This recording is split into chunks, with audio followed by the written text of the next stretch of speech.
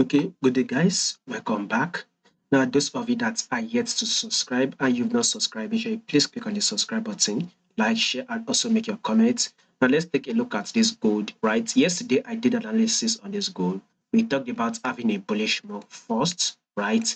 Before we kind of get that drop. So, if we take a look at the gold for today, we've actually gotten that, bullish move. I think the drop is actually playing out. So, personally, right, I don't think, for me personally, I think this good will actually drop more, right, before kind of go bullish again. So that is what I would expect. I don't believe this drop is over yet, so I would want to still see more drop on this gold before we go bullish, right? Reason that we might really go bullish, right, is that if you take a look at your DXY or USD index, you see that there is more drop to be made, right? We are currently trading at a level of 102 on DXY.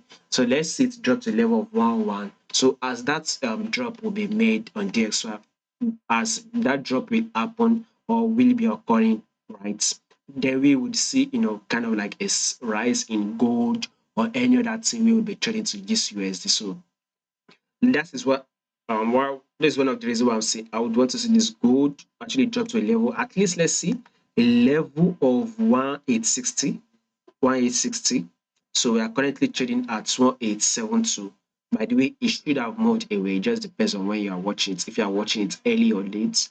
But let's see if it will drop to a level of 1860 or close to the level. It's not a must it's what it's in 1860, but at least close to the level. If price can give me that drop, then I would watch out for a bullish move again. So that is what I personally am watching out for. So if in case price does not play out that way and price continues to go, just push up, then there's no problem about that. You can go ahead and take your trade. But me personally, this is what I'll be watching out for.